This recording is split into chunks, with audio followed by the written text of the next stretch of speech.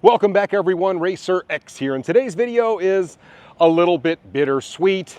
The day has finally come. It is time to say goodbye to my Demon 170. No! God, please, no! No!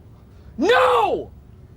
No! And I absolutely love this car. I kind of wish I didn't have to do this, but it's run its course. I want to talk a little bit today about how I came to get this car, why it was so difficult for me to get, why I love it so much, why it's very sentimental to me. I will kind of touch on that. I'm going to be a little bit transparent with you guys and just talk about some of my accomplishments in this car and why it is time for me to move on to a new chapter. If you guys are brand new to the channel, please do me a big gigantic favor. Please hit subscribe. Only 17% of you guys watching at home are actually subscribed to the channel, and it costs nothing. And with that said, off we go.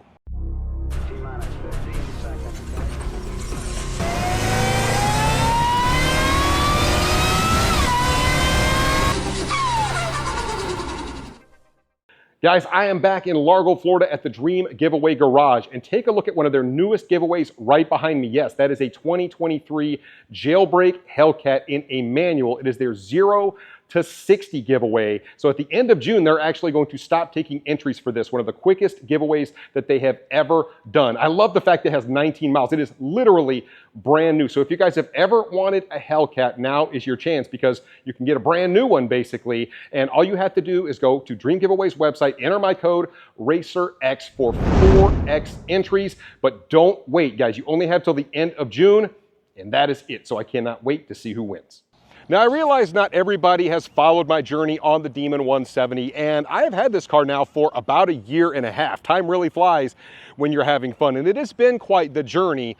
Some things good, some things bad, but I absolutely love this car. And truth be told, I actually knew when Dodge was going to build this car that I really, really wanted it for my channel. And for those of you guys that have been following me for a really long time, you know, it has been an epic struggle for me to land a flagship car for my channel, whether it be a TRX, a GT500, the 2018 Demon. I always seemed to get the shaft when it came to getting one of these cars. And getting this car was actually not that easy for me, even though I kind of knew what was coming long before it was announced. I knew a lot of the stuff that was already on the car before they did all the little teasers with all the leprechauns and all the little, you know, plaid shirts and all that kind of stuff. A lot of you guys remember that, and a lot of people were really excited about this car. But this car was just so perfect for my channel, being that I love to drag race. Everything this car stands for, I absolutely love it. And I knew that I had to have this car, but it wasn't easy for me. And I didn't really talk about this in a different video, but when I tried to go get financing, despite the fact that I felt like my credit is in really good shape, I make enough money, none of the banks wanted to lend me the money for this car. And almost all of them had the same reason as, well, you've never asked for a car loan this big before. And this is the most expensive car that I have purchased, guys. It's not a cheap car, but a lot of banks just didn't want to lend the money because I hadn't asked for that much money before. And I wasn't really in good shape to spend $50,000, you know, as a down payment and all that sort of stuff. But I really did want the car, and I did have somewhat of a down payment. But getting this car was actually not very easy. I had to go through a bunch of different loops and it just took so many different turns. There for a while, I told everybody I was going to get it, and then all of a sudden it kind of backfired on me and I didn't think I was going to get it. And one of the most difficult things is, and I'm just going to have a transparent moment with you guys, and this is why one of the big reasons I have been hanging on to this car is I kind of made a promise to myself and my fans that if I got this car, I would do a few basic things with it, right? I would go out and try and beat the Plaid. I mean, that's really why they made this car, right? It's to beat the Plaid. You saw it in the teasers. And I did that. And I was so proud that I was able to do it, but it wasn't easy, right? You guys saw that I had a lot of spinning issues with this car when I first got it. I lost to the Plaid my very first time out. Oh, he got up the line, but I passed him. No way, we're dead. Oh, I got him by a nose. A lot of people don't know the backstory on that either. I was supposed to have 3 different testing sessions before I ever raced Brooks, and it rained. I mean, in Florida, it rains all the freaking time. And every single time I was going to have a practice session in the car to learn the car a little bit more, it rained. And I never got the practice session, and we had a track session booked, and I wasn't able to test the car, but I'm a man of my word. I still showed up to race him, and the car, I mean, despite them trying to prep, the car was spinning, and that was the issue I had. And you know, I just had a litany of issues out of the box with the car. This is not the same kind of car like my Hellcat.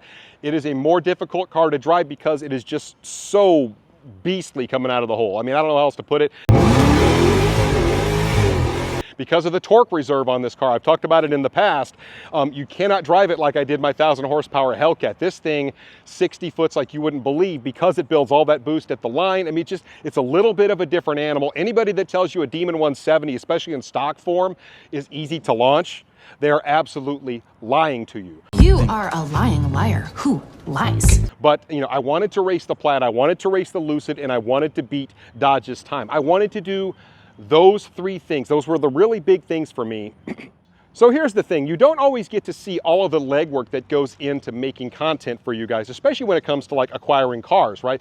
All the phone calls and all the networking and all the working with banks and all the just different things, right? Working with other folks that maybe would mod the cars. And I mean, there's a lot that goes into it that you guys don't see. And for me, this was like a 6 to 8 month process, probably longer than that, but we'll say 6 to 8 months before, you know, I actually took possession of this car. I was already working on all of that. And so many times, like I said, I just didn't think it was going to work out for whatever reason. And I was always able to like lean on my mom when I was feeling really down about it, or I was like, look, I'm going to get screwed again. And just, we all kind of reached that point, right? Where we're just frustrated and we're like, God, what the heck? And I could always call her, and she was such a beacon of positivity for me, right? It was always, look, just trust the process, trust in God, pray about it. If it's meant to be, it'll be. And just hearing those words to me always seemed to just make me feel better. I don't know what it is about moms, guys. A lot of you guys know, but if you have that person in your life, it's such a blessing. And during the course of that time, unfortunately, she got sick, and my mom had cancer 2 times previously, and her cancer returned. And all through this process of me trying to work on this car and her being sick and getting sicker and sicker, you know, she continued to support me and help me just along the journey, right? And it all came down to me taking possession of this car, and then like 2 weeks later, she passed away. And it's such a difficult thing, right? Because I was so happy that she got to see me get the car, but she never got to go for a ride with me. And I told her what I wanted to do with the car. And I said, I'm going to see this through. No matter what, I'm going to see it through. But she did get to see it in the driveway once. And she was so happy. When I called her and said, everything is going to work out, I'm taking possession of the car, she was so proud of me and just so happy for me. Anyway, just a quick moment of transparency there as to why the car is important to me and why I kept it through all the adversity. And you guys that followed the journey, you realize, yeah, I had the issues with the spinning, right?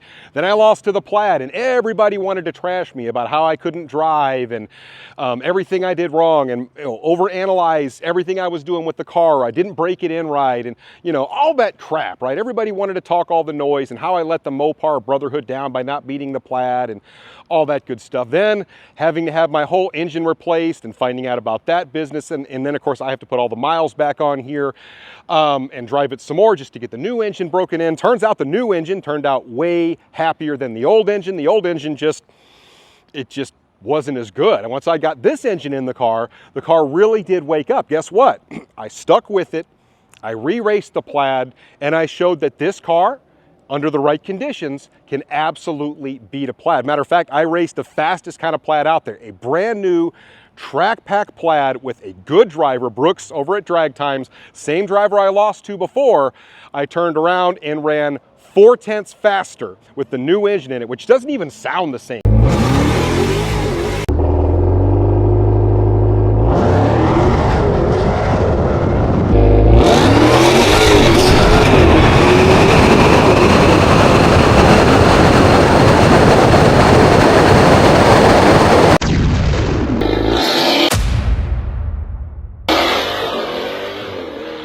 This engine's so much healthier, so much happier. I never was able to get a straight answer from Dodge as to what happened to my old one.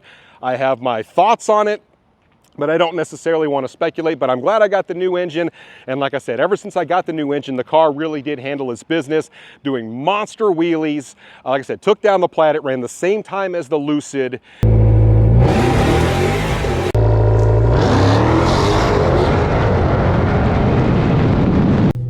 But there's no way to gauge it because he red lit pretty bad on that.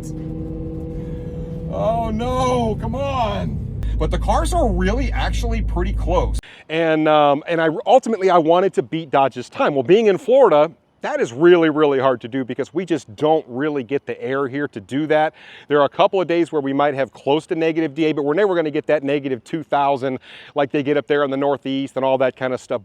But I was able to beat Dodge's 60-foot time. I ran a 1.23 60-foot in this car. And like I said, I don't know how high I picked up the wheels exactly, but I picked the wheels way up, and I actually stepped it off at the track, and the car did a 64-foot wheelie. That was its best run. Engines on. 5, 4, 3, 2, 1. All engines running. Launch commit.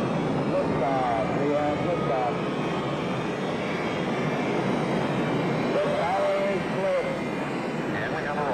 And of course, I ran a 904 at 150.5 mile an hour, which is really close to Dodge's time in a stock tune Dodge Demon. A 1.23 60 foot. That is a monster 60 foot. So that actually surpassed the 60 foot that I was hoping for today. I ran the 8th mile in a 578 at 120, and the quarter mile 904 at 150.45. I had the different wheels on the car. Of course, they're about the same weight as the carbon fiber wheels that Dodge was running, so really no advantage there. And the DA was not as good as what Dodge was running it in, as to be expected being in Florida with the high grains and just the, everything kind of working against me. But the car still ran 9.0 a multitude of times, ran over 150 mile an hour a multitude of times, and that's without cheating, guys. A lot of the people that run those crazy times in Demon 170s, they're doing a lot of little extra stuff, come to find out. I am very, very sneaky, sir. I see that. I've been to a bunch of these events now where people are doing wild stuff, taking window motors out. A lot of these guys are tuned. Come to find out, the reason a lot of people aren't spinning with their Demon 170s is because they tune them to leave in second gear. Well, you can't do that if you're trying to leave in track mode in the Demon 170. It kicks you out of second gear. You have to leave in first, and first gear in this car is just violent. So I found out a lot about this car, but I had to stick to it, right? I didn't just give up when so many people told me, dude, just get rid of the car. You're having way too many problems with it. Now you have to have your engine replaced. And that's really the big thing for me. I wanted to stick with it. And I told you guys when I first got it, I want to do those 3 things, right? And I feel like I did all 3 of those things. No, I never beat the Lucid, but I ran about the same amount of time. It's too bad that he red lit me, but I proved that the car can run with it. I proved that, all conditions being right, a Plaid cannot hang with this car. Will run a faster time than the fastest time a Plaid will run. And yeah, I mean, there couldn't be more polarizing. The Tesla just does what it does every time. Yeah. And your car's a lot harder to drive and a lot harder, needs more specific conditions to do very well. Yeah. But when those conditions are there, 100%, you got it. Yeah. And so, I feel like I proved a lot of things, and I proved they can get really close to Dodge's time in less than ideal conditions.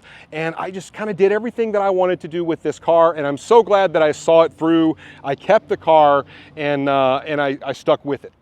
So I feel like the question in everybody's mind, and yes, it would be a pretty fair question, is, well, if the car really means that much to you and you think it's special and all that stuff, which obviously I do, why are you getting rid of it? Well, a couple of different things, right? Obviously, I have a YouTube channel, and I have to treat my channel kind of like a business, right? If the car isn't bringing in the views and the money to sustain itself and hopefully give you a little bit of a return, it's not really worth having. It's not like just having a traditional hobby, guys. You have to think about it in a little bit of a different light, right? I mean, like I just bought this Camaro. I've got a bunch of plans for the Camaro, and I'm hoping I can make enough content with the Camaro to more than pay for itself and help continue to grow the channel and all that kind of stuff. So I kind of think about it through a little bit of a different lens. And while I love the car, this car is very expensive to own and operate. And there's a couple of things with a car at this level that I didn't really anticipate before I got it. One is a lot, probably 90% of these cars are sitting in somebody's garage with no miles on it, people that don't know how to drag race, people that literally never drive it. I can't tell you how many of these cars are out there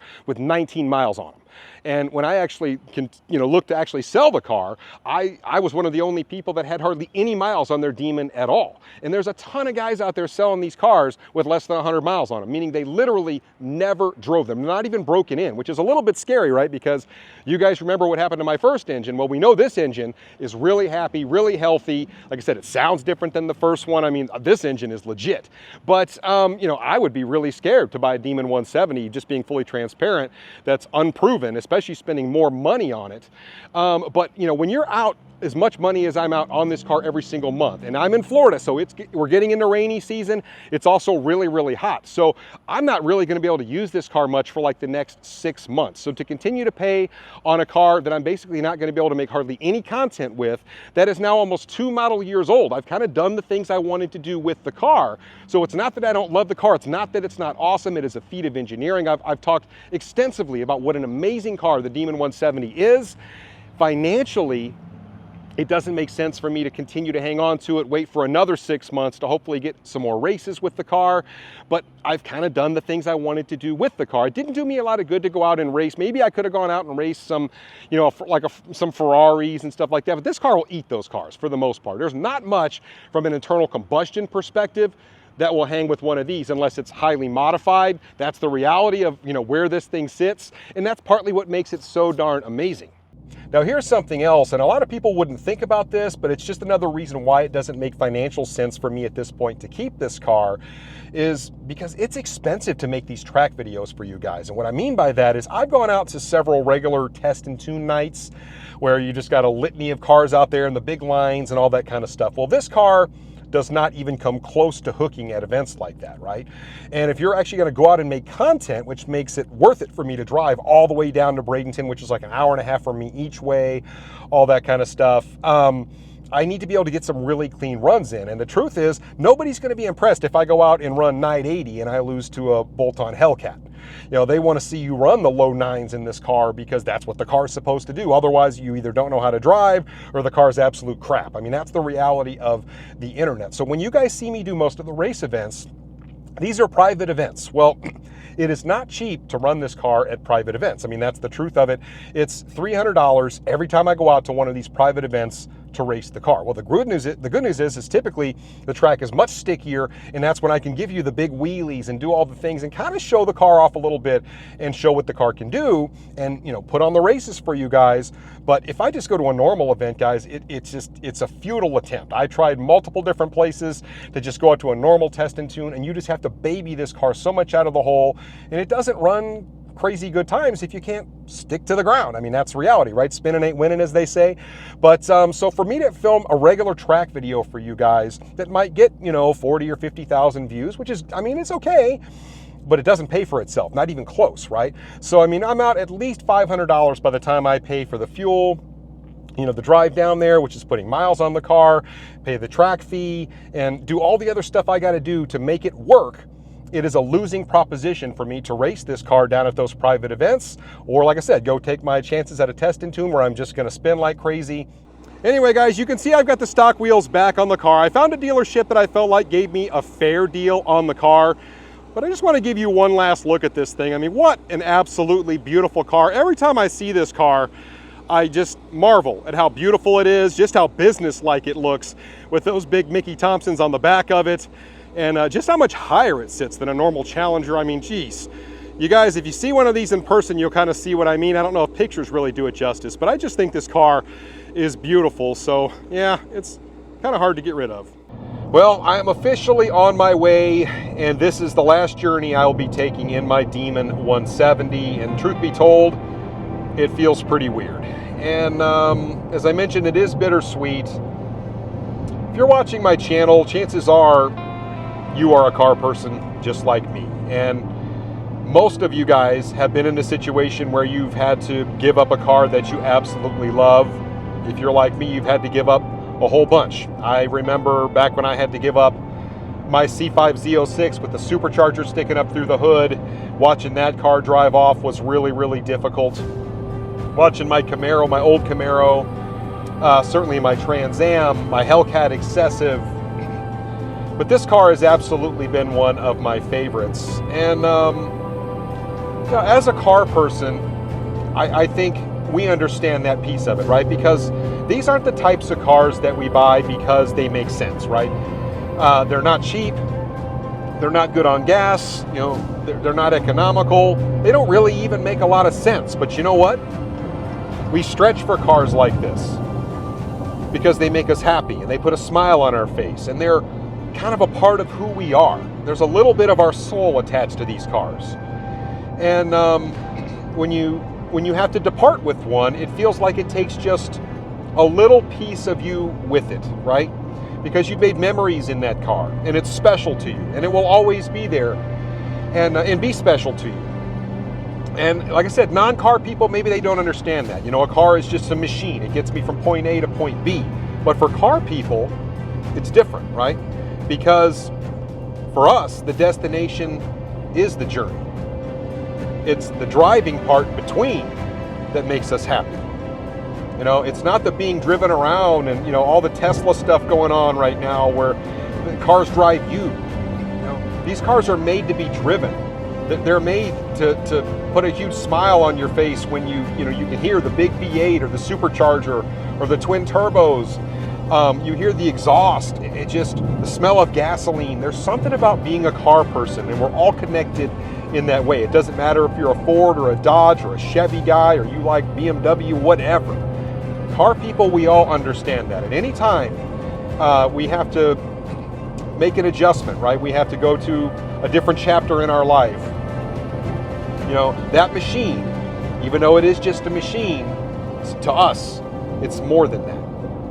Well, I have arrived at the dealership. For those of you guys that are curious, I sold my car to Jerry Ohm, which is in Tampa, Florida. So if you guys want a chance to buy my actual car, it literally says this car was built for RacerX right over there on the dash. You guys get a chance to purchase it. I just felt it was safer and easier to sell it to a dealership.